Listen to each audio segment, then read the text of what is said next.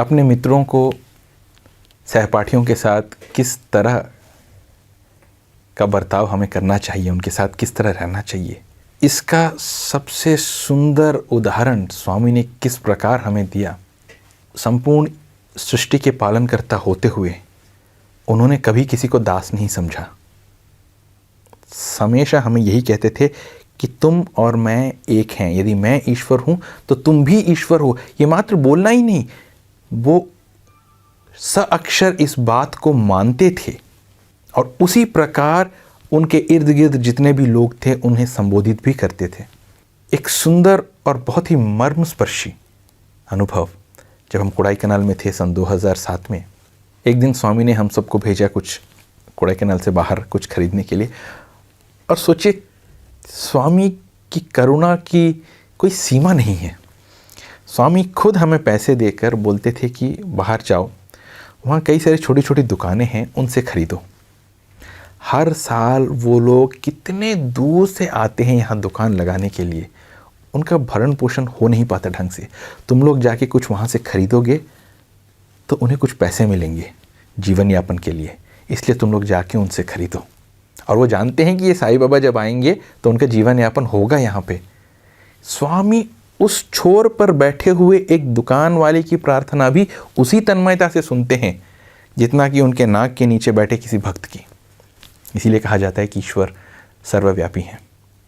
तो उस दिन जब स्वामी ने हमें बाहर भेजा सब खरीदने के लिए, तो हम सभी मिल के हमने सोचा कि हम क्यों ना स्वामी के लिए कुछ खरीदें। तो हमने अपनी बुद्धि लगाकर हमें जो सही लगी कुछ वस्तु हमने खरीदी। उनमें से एक थी फलों की टोकरी।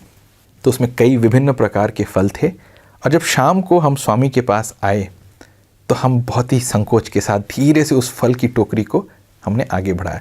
तो पहले हमने सभी ने वो दिखाया जो हमने खुद अपने लिए ख़रीदा है या अपने माता पिता के लिए ख़रीदा। स्वामी सबसे पूछे था, अच्छा ये कैसे, कितने में ख़रीदा, अच्छा वो अच्छा है। तो सभी से कुछ ना कुछ बोल रहे थे, और अंत में जब हमने वो फलों की टोकरी, छोटी बहुत ही सुंदर सजी हुई टोकरी स्वामी को दी, तो स्वामी ने कहा ये किस लिए? तो हमने कहा स्वामी आपके लिए। स्वामी ने कहा मैंने अपने लिए ख़रीदने के लिए तुम्हें पैसे नहीं दिए, तुम अपने लिए ख़रीदो, मेरे लिए कोई वस्तु लाने की कोई आवश्यकता नहीं है। और स्वामी ये कतई पसंद नहीं करते थे। तो जब हमने फिर से स्वामी से प्रार्थना की तो हमारा मन रखने के लिए स्वामी ने एक फल स्वीकार किया, और वो कौन सा फल था? अंगूर। एक छोटा सा अंगूर स्वामी ने लिया।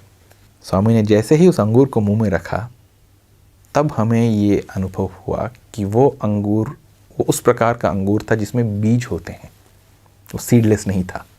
और स्वामी के चेहरे से हमें ये ज्ञात हो गया कि वो बीज अभी भी है। तो हम में से कईयों ने अपना हाथ आगे बढ़ाया ताकि स्वामी बीज दे दें हमारे हाथ में, और हम उसे रखेंगे, शायद हम संभाल के रखते। लेकिन अंत तक स्वामी हमारा हाथ हटाते रहे, कभी नहीं। और जब वो जान गए कि हम 10-5 लड़के हाथ बढ़ाए हुए हैं ताकि हम बीज लेके नीचे रख दें या बाहर फेंक दें, स्वामी ने उस बीज को निगल लिया।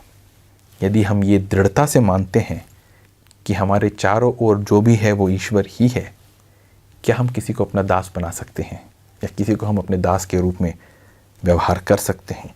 वो उदाहरण जो स्वामी ने दिया, वो किसी को दासत्व में नहीं रखना चाहते थे, और ये जीवन का बहुत ही सुंदर अनुभव था। इसी श्रृंखला में आगे बढ़ते हुए हम 2 छात्रों ने एक छोटी सी प्रतिमा खरीदी थी मीराबाई की, और हम दोनों उठ के मीराबाई की वो छोटी प्रतिमा स्वामी को दिखा रहे थे। और स्वामी बोली ये क्या है, ये क्यों लेके आए हो? तो हमने कहा स्वामी ये मीराबाई है, क्योंकि उस समय स्वामी मीरा के भजन बहुत सुनते थे, बहुत ही सुंदर गायक थे जो रोज़ स्वामी को मीरा के भजन सुनाते थे। तो स्वामी ने जो उत्तर दिया वो इतना सुंदर था। स्वामी ने कहा अरे ये तो मात्र मूर्ति है, वास्तव में मीरा यहाँ पे है, वो मेरे हृदय में निवास करती है। यानी उनकी भक्ति ऐसी थी कि उनका वास स्वयं ईश्वर के हृदय में था।